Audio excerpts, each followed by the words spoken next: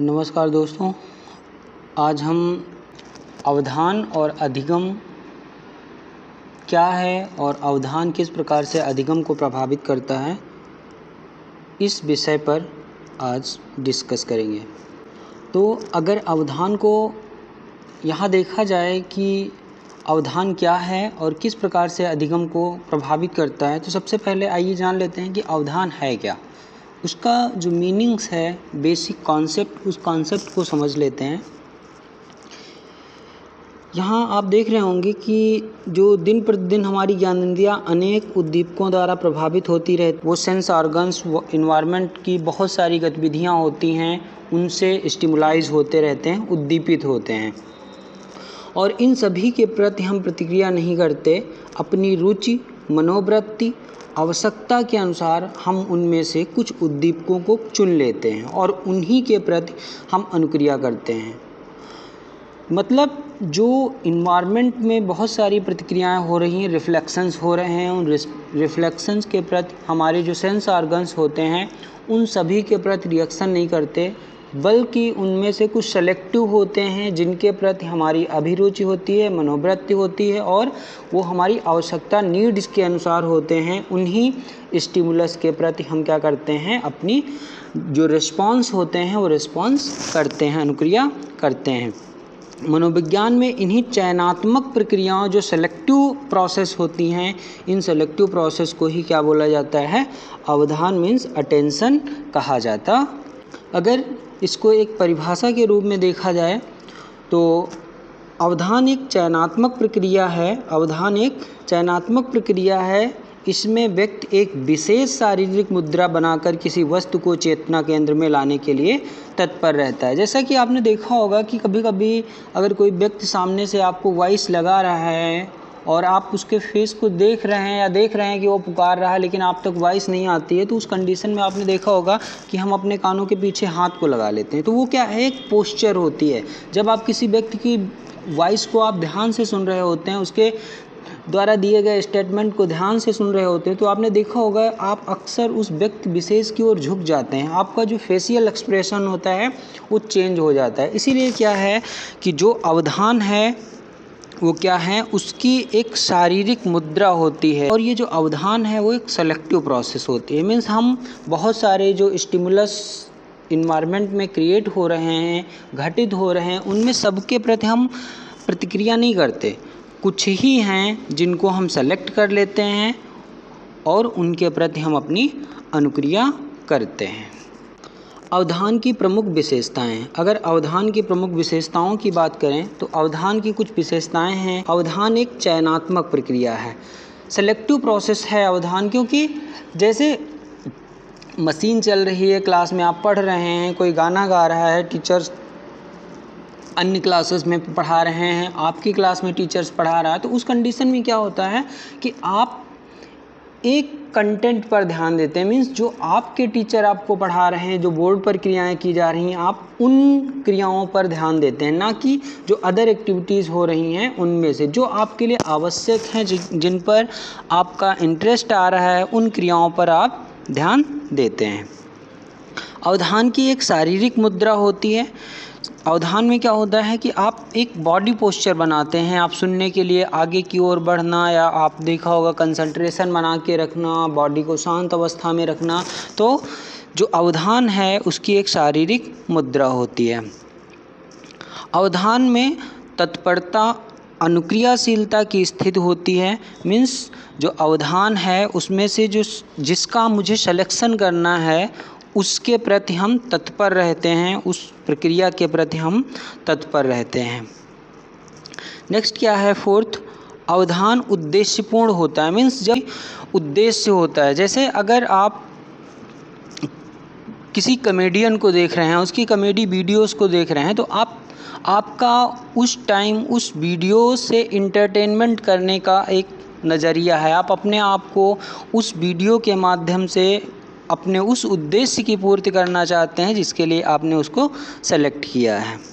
Next क्या है, अवधान का विस्तार सीमित होता है। मीन्स क्या है, जो अटेंशन है वो सीमित होता है। ऐसा नहीं है कि आप यहाँ से यहाँ बैठे हो और आपसे कोई कह दे कि अमेरिका पे ध्यान दो, तो आप उस चीज़ को ध्यान नहीं दे सकते। जैसे यहाँ से आप दो क्लास में बैठे हैं, क्लास से अब आप क्लास के बाहर क्या हो रहा है, अगर रूम में आप बैठे हैं तो उन एक्टिविटी पर आपका ध्यान नहीं जाएगा। तो ध्यान क्या होगा, वो सीमित प्रक्रिया हो जाती है। अवधान में अस्थिरता तथा उच्चलन का गुण पाया जाता है। मतलब जो अवधान होता है वह अस्थिर होता है। अवधान में विभाजन का भी गुण पाया जाता है। जैसे हम जब कई सारी जो रिस्पॉन्स प्रक्रियाएं वहाँ पर हो रही हैं, उन प्रक्रियाओं के प्रति हमारी जो सेंस ऑर्गन होती हैं प्रतिक्रिया करती हैं, लेकिन उनमें भी चेंज होता रहता है। ऐसा नहीं होता है कि आप के टीचर क्लास में पढ़ा रहे हैं तो आप परमानेंटली बोर्ड पर ही ध्यान देते हैं। कभी कभी आपके पड़ोस का मित्र या आगे या पीछे वाला कोई एक्टिविटी करता है या अजीब सी आवाज़ आती है तो आपका ध्यान जो होता है वो बट जाता है। इसीलिए अवधान क्या है, एक विभाजन प्रक्रिया है। इसमें क्या होता है कि हम एक जहाँ पर अटेंशन कर रहे थे उसके अतिरिक्त भी कुछ चीज़ों पर अटेंशन करने लगते हैं। अवधान का एक और पॉइंट आप कह सकते हैं कि अवधान का जो स्वरूप है, नेचर, वो प्रेरणात्मक होता है। अवधान से व्यक्ति को प्रेरणा देने वाले जो उद्दीपक होते हैं, स्टिमुलस होते हैं, वह वस्तुओं के प्रति अनुक्रिया करने के लिए एक मानसिक तत्परता जो मेंटल रेडनेस होती है वो पाई जाती है। अवधान के प्रकार, अवधान के अगर प्रकारों की बात करें तो सबसे पहला प्रकार जो आप यहाँ देख रहे हैं, ऐच्छिक अवधान। ऐच्छिक अवधान, ऐच्छिक अवधान में क्या होता है, बालक अपनी इच्छा अनुसार आत्म प्रेरित होकर, स्वप्रेरित होकर किसी वस्तु पर ध्यान देते हैं तो इसे ऐच्छिक अवधान कहा जाता है। जब बालक किसी वस्तु पर ध्यान देते समय अपनी इच्छा अनुसार उस पर ध्यान देता है तो इसे ऐच्छिक अवधान कहा जाता है। ऐच्छिक अवधान की विशेषता यह होती है कि ऐच्छिक अवधान में कोई ना कोई उद्देश्य मीन्स पर्पज जो होता है वो इसमें छिपा रहता है। जैसे छात्र द्वारा कक्षा में शिक्षक की बातों पर ध्यान देना एक ऐच्छिक अवधान है। उसमें क्या है, कहीं ना कहीं बच्चे का कोई उद्देश्य छिपा है, अच्छा रिजल्ट, नॉलेज गेन करना, चीज़ों के बारे में बता पाना, टीचर द्वारा पूछे जाने पर उसका रिस्पॉन्स कर पाना। तो वहाँ पर क्या है, उसका उद्देश्य छुपा हुआ है जो ऐच्छिक अवधान होता है। इसके बाद सेकंड है अनैच्छिक अवधान। अनैच्छिक अवधान, इसमें क्या होता है, इसमें व्यक्ति का ध्यान वस्तु की विशेषता या विकृति के कारण उसका ध्यान उस ओर चला जाता है। मीन्स किसी भी व्यक्ति का जो ध्यान होता है वह वस्तु की विकृति और उसकी विशेषता, रंग, रूप, इस वजह से उस तरफ अगर जाता है तो इस तरह के अवधान को, अटेंशन को अनैच्छिक अवधान कहा जाता है। जैसे कक्षा में जब शिक्षक पढ़ा रहे होते हैं, मीन्स टीचर क्लास में पढ़ा रहा है, उस कंडीशन में यदि उसी समय अचानक धमाके की आवाज़ आ जाए, ट्रक का टायर फटने की या गोला दगने की आवाज़ अचानक से अगर उत्पन्न होती है, आ जाती है, तो उस सिचुएशन में क्या होता है, सभी छात्र और यहाँ तक कि जो टीचर्स वहाँ टीच कर रहे होते हैं उनका भी ध्यान उस धमाके की ओर चला जाता है। तो इस तरह के अवधान को हम क्या बोल देते हैं, अनैच्छिक अवधान। जब आपका ध्यान किसी विशेष वस्तु पर था लेकिन वातावरण में किसी अवांछित घटना, कोई ऐसी घटना जिसको आप नहीं मान रहे थे कि घटित हो सकती है, घटित हुई और उसकी वजह से आपका ध्यान उस तरफ गया, तो इस तरह की घटना को हम क्या बोलते हैं, इस तरह के अवधान को क्या बोला जाता है, अनैच्छिक अवधान कहते हैं। थर्ड है अभ्यासिक अवधान। जैसा कि नाम से आपको पता चल रहा होगा, अभ्यासिक अवधान से तात्पर्य है जो हैबिचुअल अटेंशन है। इसमें क्या होगा, इसमें बालक का ध्यान वस्तु की ओर उसकी आदत, जो वस्तु की आदत है, उस आदत, शिक्षा, पेशा, प्रशिक्षण, इन सभी के कारण उसका ध्यान किसी वस्तु विशेष की ओर जाता है। तो ऐसे अवधान को क्या बोला जाता है? अभ्यासिक अवधान कहा जाता है। मतलब जहाँ पर आपको ट्रेनिंग प्रोवाइड की जाए, उस ट्रेनिंग विशेष के कारण अगर आपका ध्यान उस तरफ जाता है तो ऐसे अवधान को क्या बोला जाता है? अभ्यासिक अवधान कहा जाता है। जैसे एग्जाम्पल के रूप में, अगर आप टीचर्स ट्रेनिंग कोर्स कर रहे हैं तो टीचर्स ट्रेनिंग कोर्स के दौरान आप पेडागॉजी सब्जेक्ट पढ़ते हैं, जो आपकी मेन सब्जेक्ट हैं, जो ग्रेजुएशन सब्जेक्ट हैं, उन सब्जेक्ट को पढ़ते हैं। तो अगर आप हिंदी आपकी प्रिय विषय है तो लाइब्रेरी में जो हिंदी की बुक्स होंगी उन पर आपका ध्यान ज़्यादा जाएगा। कारण क्या है? क्योंकि आप उन विषयों से उनका अभ्यास आपको है, और जिस चीज़ का अभ्यास होता है उसकी ओर ध्यान जाना क्या होगा?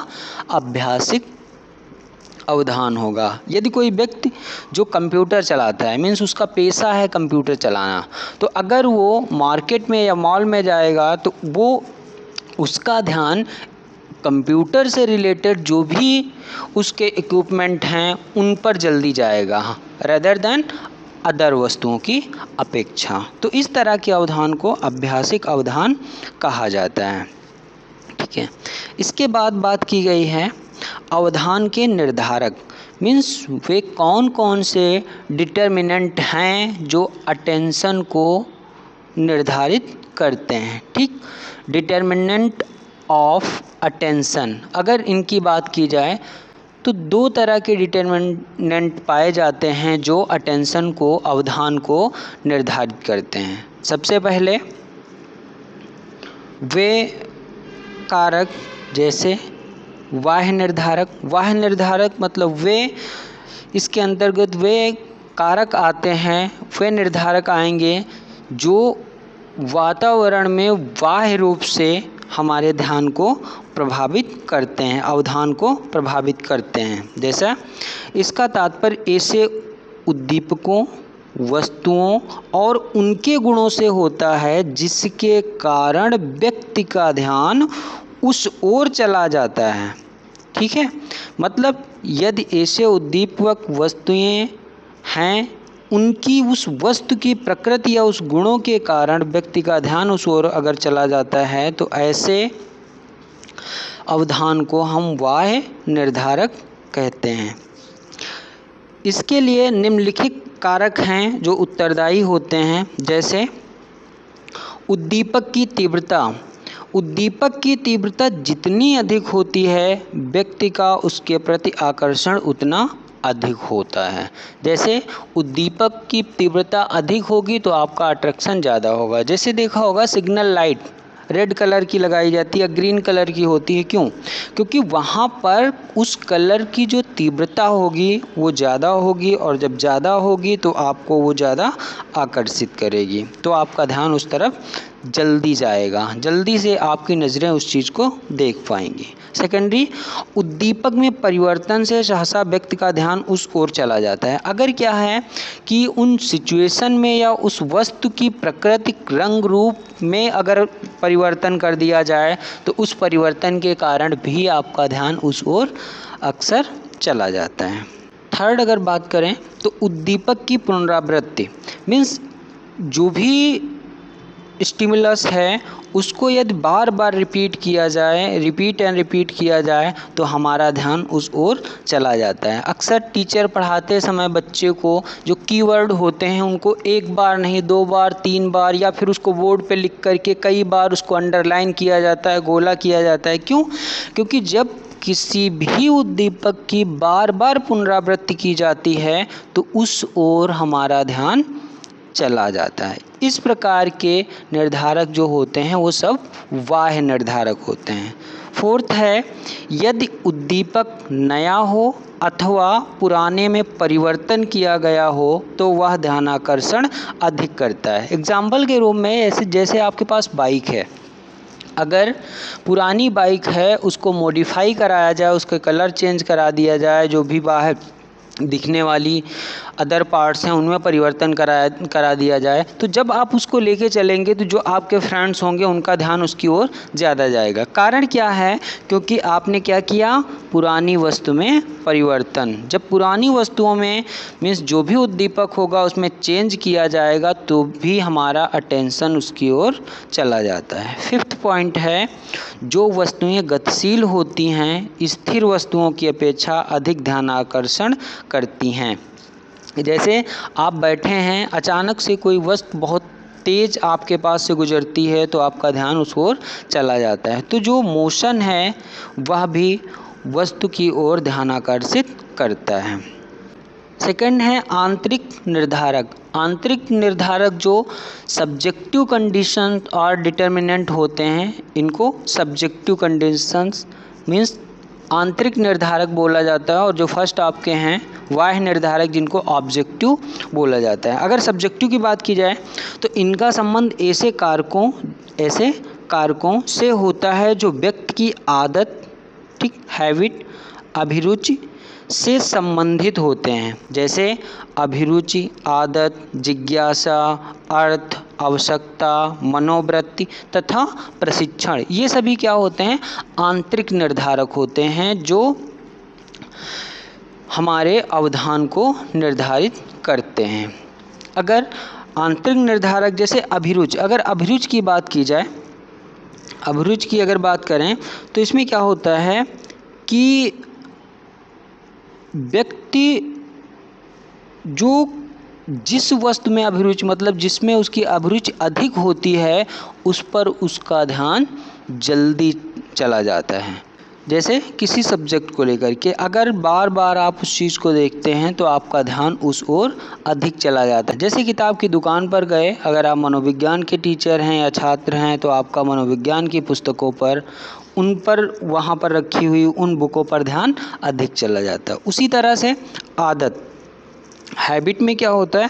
हैबिट में वही होता है जो चीज़ें हमारी आदत में होती हैं उन पर हमारा ध्यान अधिक चला जाता है। मतलब जो भी आपकी आदत होगी उससे संबंधित चीज़ों के प्रति हमारा ध्यान उस ओर अक्सर चला ही जाता है। कि जैसे आप दुकान पे गए, अब अगर आप ध्यान अन्य दुकानों की अपेक्षा पान की दुकान पर जल्दी जाता है। अगर आपकी लत है या आप उस चीज़ को पसंद करते हैं, ठीक है, तो जो आदत होगी वो भी इस चीज़ को प्रभावित करती है। जिज्ञासा, अगर जिज्ञासा की बात की जाए तो इसमें क्या होता है कि जिसमें या जिस भी विषय के प्रति हम उसके तथ्यों को या उसके बारे में हम जानना चाहते हैं तो उसके प्रति ध्यान अधिक चला जाता है।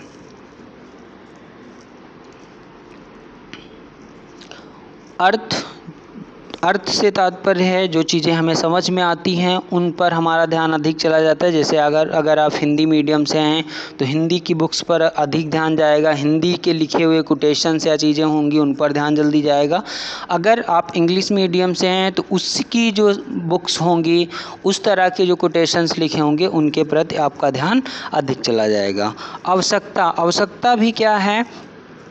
आंतरिक निर्धारक होती है। आपकी जितनी ज़्यादा आवश्यकता होगी आपका ध्यान उतना अधिक उन वस्तुओं के प्रति चला जाता है। जैसे आप रोड से जा रहे हैं, आपको बहुत ज़्यादा भूख लगी हुई तो आपको ढाबा सर्च करना है, तो आप क्या करते हैं, जब आप बाइक से चला रहे होते हैं तो आप प्रत्येक दुकान पर ध्यान देते हुए चलते हैं। और उस कंडीशन में अगर रूट पे कहीं भी ढाबा दिखता है, छोटी भी दुकान होता है, छोटा भी बोर्ड होता है तो भी आपको दिख जाता है। कारण क्या है? क्योंकि आपकी नीड है, उस समय आपको ज़्यादा भूख लगी। उसी तरह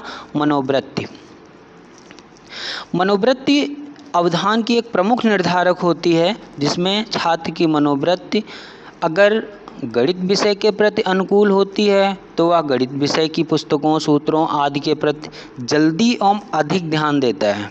ठीक, अगर हिंदी विषय के प्रति है तो हिंदी विषय के प्रति वही प्रक्रिया करेगा, साइंस के प्रति है तो साइंस के प्रति वही प्रक्रिया करेगा। तो ये सारी चीज़ें होती हैं जो व्यक्ति की मनोवृत्ति पर निर्भर करती हैं। जिन छात्रों की मनोवृत्ति गणित के प्रति होगी तो उनका गणित के प्रति मतलब वो गणित के प्रति उनका ध्यान जल्दी जाएगा, अवधान उस तरफ जाएगा। ट्रेनिंग की अगर बात की जाए तो इसमें क्या होता है कि जिस विषय या सब्जेक्ट के बारे में आपको नॉलेज होता है उसके प्रति आपका ध्यान या उससे रिलेटेड वस्तुओं के प्रति आपका ध्यान उस ओर जल्दी जाता है।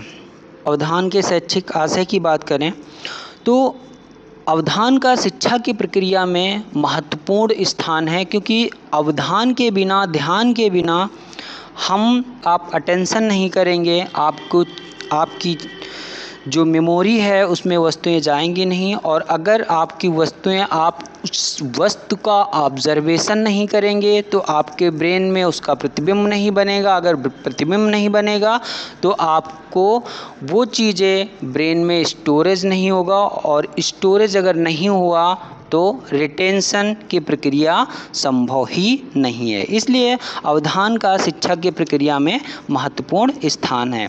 इसको कैसे बढ़ाया जाए, किस प्रकार से इसको अवधान को इंक्रीज किया जाए, उसमें अध्यापक का महत्वपूर्ण रोल होता है। जैसे छात्रों का ध्यान आकर्षित करना, टीचर का एक महत्वपूर्ण कर्तव्य होता है कि वह अपने टॉपिक्स जो भी पढ़ा रहा है उसके प्रति बालकों के ध्यान को आकर्षित करें। ऐसे निर्धारक जो बाह्य निर्धारक होते हैं, ऐसे बाह्य निर्धारक यूज करें, काम में लाए, जिससे बालकों का ध्यान उस ओर अधिक आए, ठीक, जिससे वह अपने अधिगम को रोचक भी बना सके और बच्चे उस पर ध्यान दे सकें।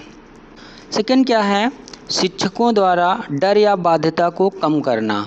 अवधान को बनाए रखने या अवधान अच्छे से हो, इसके लिए ज़रूरी है कि शिक्षकों द्वारा जो क्लास में डर का माहौल होता है उस डर के माहौल को कम करना, और किसी तरह की जो बाउंडेशन है, बाध्यता है, उस बाध्यता का अनुभव बच्चों को ना होने पाए।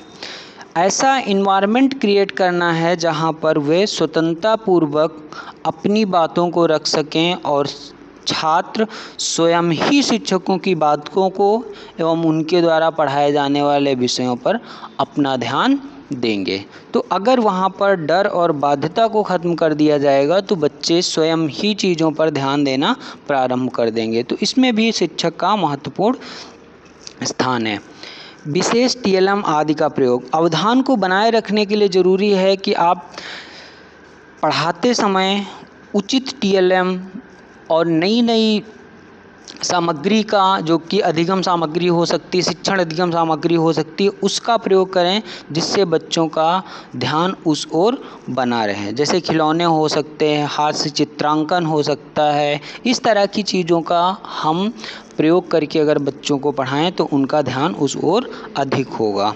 उचित विधियों का सहारा लेना, और जब टीचिंग कराई जा रही है, मतलब बच्चों को टीच किया जा रहा है, उस दौरान हम उचित शिक्षण विधियों का सहारा लें। ऐसी विधियों का सहारा लें जिसमें बच्चों की पार्टिसिपेशन भी सुनिश्चित हो सके, बच्चा निष्क्रिय ना होने पाए, ऐसी शिक्षण विधियों का प्रयोग किया जाए, लर्निंग बाय डूइंग का प्रयोग किया जाए, ठीक, बच्चों की पार्टिसिपेशन सुनिश्चित की जाए। जो चाइल्ड सेंटर विधियां हैं, उन चाइल्ड सेंटर विधियों का प्रयोग किया जाए, जिससे छात्र उसमें अपने आप को इंगेज कर सकें। जितना ज़्यादा इंगेज होंगे उतना उनका अवधान उस वस्तु के प्रति बना रहेगा।